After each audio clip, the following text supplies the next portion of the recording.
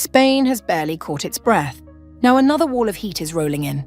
Temperatures climb toward 45 degrees, wildfire dangers surge, and forecasters warn the country's third heatwave of the summer could be its fiercest yet. The fires may slow, the heat won't.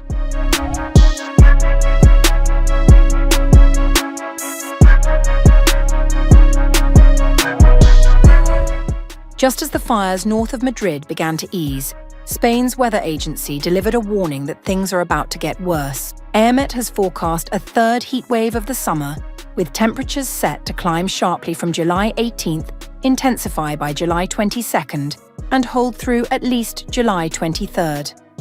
The agency has not ruled out extending the alert to July 20th itself, depending on how the data develops. Behind the numbers lies a familiar pattern. An atmospheric blocking system reinforced by a low sitting off the western coast is drawing a mass of hot, dry air up from North Africa.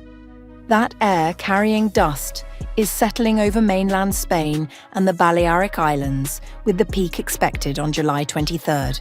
The regions bracing hardest are Andalusia, the Ebro Valley, the Genil Basin, and inland Mallorca, where forecasters expect several consecutive days above 40 degrees, with localized readings pushing past 45 in the southeast. Aemet has flagged the nights as much of the danger, warm enough to stop the body recovering before the next day's heat arrives. The numbers already tell a story of a summer running hotter than usual. Between June 1st and July 15th, average temperatures in Spain sat 3.3 degrees above normal, itself half a degree above the previous record set in 2024, a year ranked among the hottest on record. The stakes were made starkly clear only weeks earlier. A heatwave that struck Western Europe at the end of June is estimated to have killed more than 10,000 people, according to European monitoring services. The heat is not the only danger on the ground. North of Madrid, a wildfire has forced more than 1,200 people to evacuate, tearing through over 26,000 hectares by July 20th. Aemet has warned that fire risk will climb to very high levels through the week, with dry thunderstorms possible in mountainous areas, conditions that could feed further blazes just as the heat intensifies. For a country still counting the cost of its last heatwave, the warning signs are stacking up faster than the recovery. Europe is emerging from another deadly heatwave, but scientists say the continent must prepare for even more frequent and intense extremes as climate change accelerates. Temperatures climbed above 40 degrees Celsius across parts of Spain, France, and Italy in late June, disrupting transport networks, straining electricity supplies, forcing nuclear reactors offline, and fueling destructive wildfires. Rail services were disrupted, power supplies strained, wildfires tore through land and claimed dozens of lives. In France, 3 nuclear reactors shut down because the rivers used to cool them had become too warm. At least 3,700 excess deaths were recorded across France, Belgium, and the Netherlands during June alone. Germany's toll, as reported this week, has now surpassed 5,000 for the year. Reports and research say over 2,700 people have died in the UK. Scientists say these events are no longer exceptional. Europe has already warmed by approximately 2.4 degrees Celsius since pre-industrial times, compared with around 1.4 degrees globally, making it the fastest warming continent on Earth.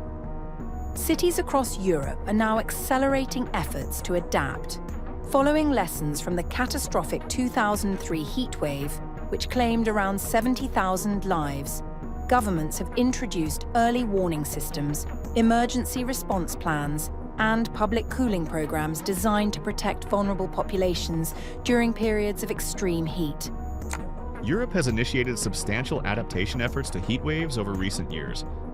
Think of heat plans in cities, early warnings, and cancellation of sports events. Many of Europe's largest cities are reshaping urban planning to cope with rising temperatures.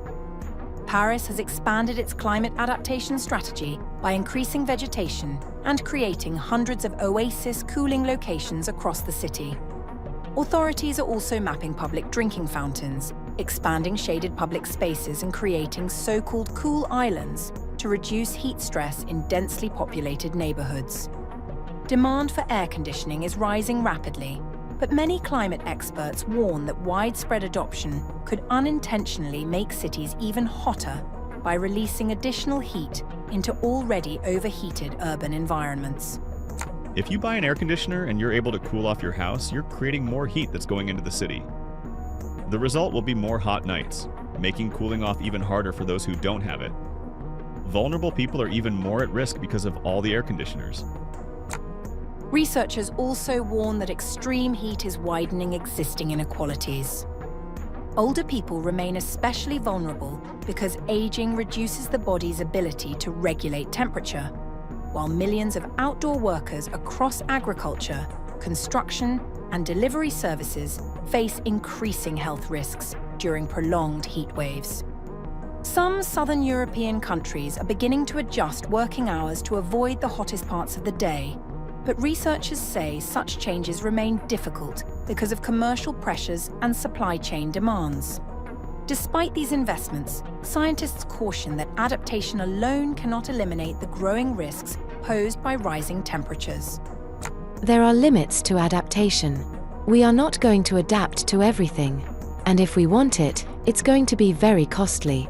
If you realize that we're already reaching the limit of what we can handle, there are conditions that we won't be able to handle. The warning comes as new assessments from the UK's Met Office also conclude that the climate of the 20th century has effectively disappeared, with weather once considered extreme becoming increasingly routine across much of Europe. From expanding cooling centres and redesigning cities to protecting ageing populations and strengthening critical infrastructure, governments are preparing for a hotter future. The dead from this summer's heatwave are still being counted. The next heatwave is already forming.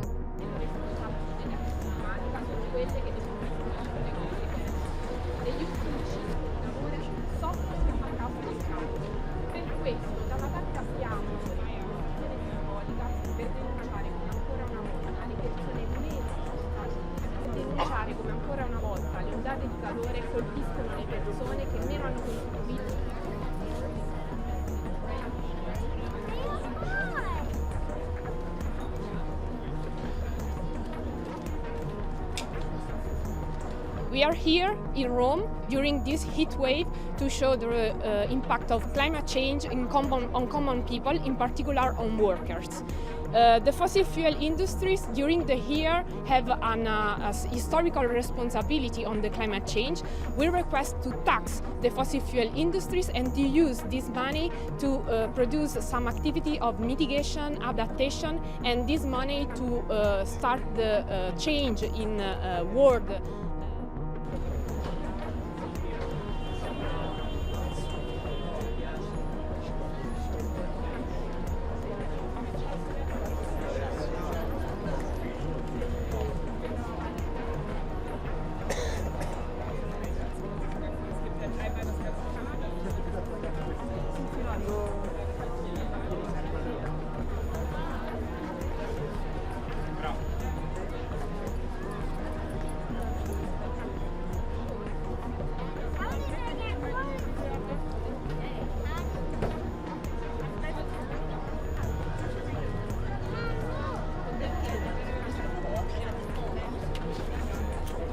We are very worried because we need to a very fast transition. We need to reduce the use of fossil fuel in a very short time, but all the politicians try to anticipate the phase out. And our request is to cut all the new extraction and production of fossil fuel, because the main responsibility on the climate change is accountability of the fossil fuel industries.